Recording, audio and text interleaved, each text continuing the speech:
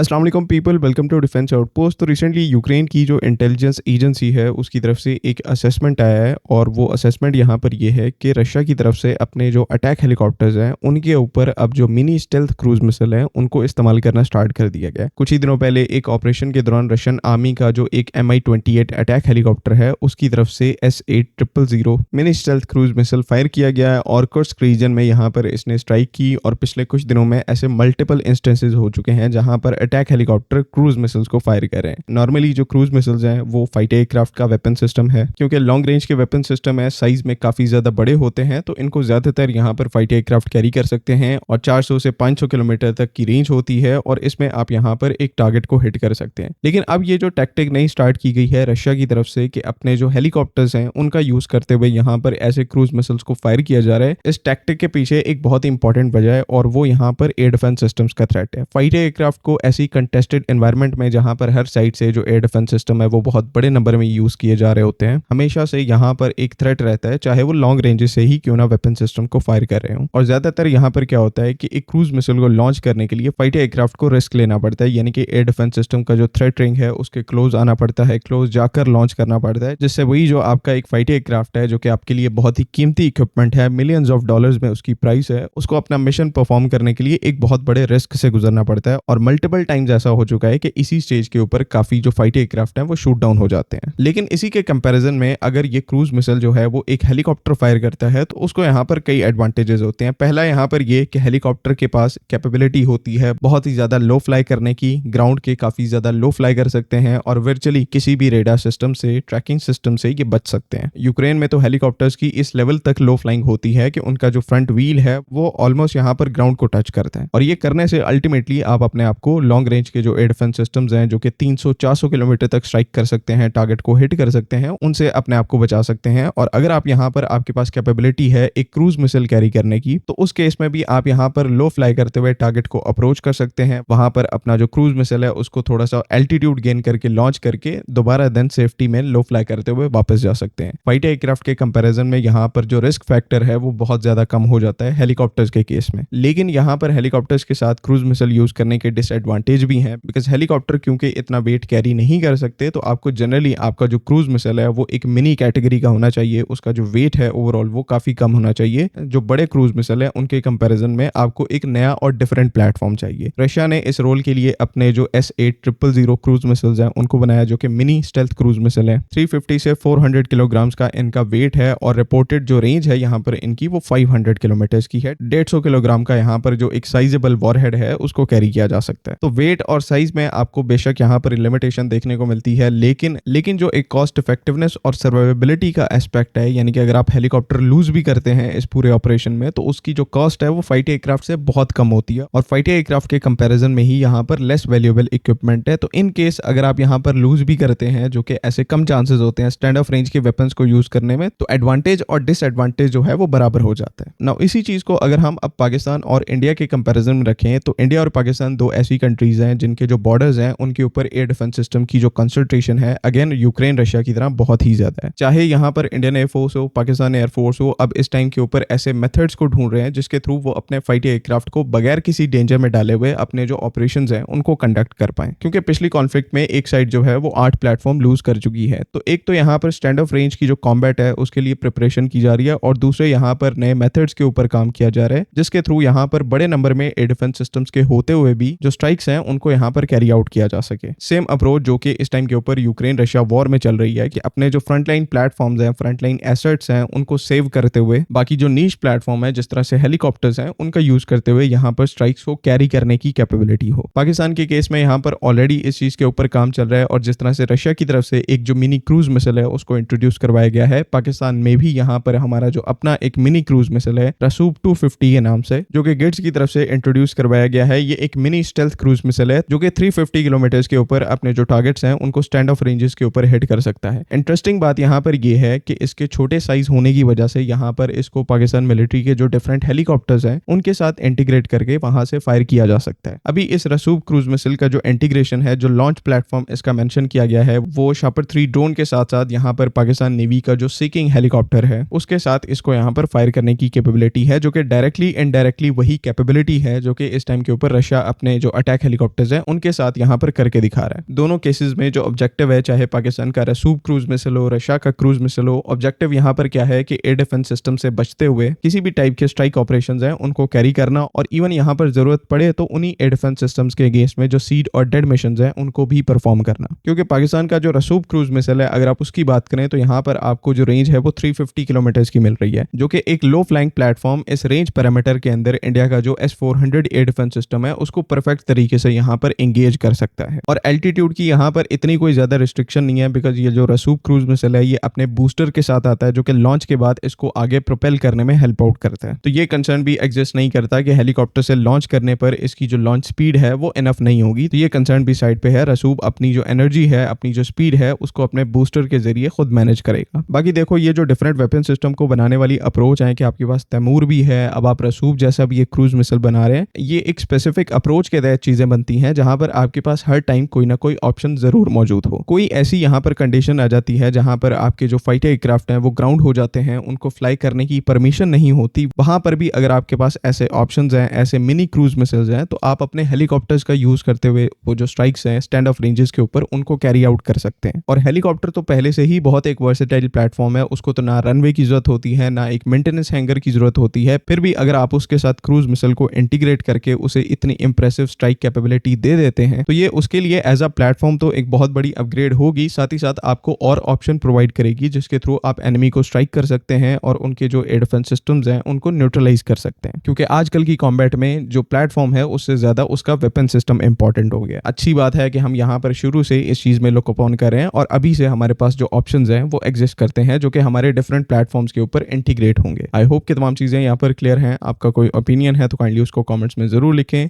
अगली वीडियो तक के लिए अल्लाह हाफिज़। पाकिस्तान जिंदाबाद।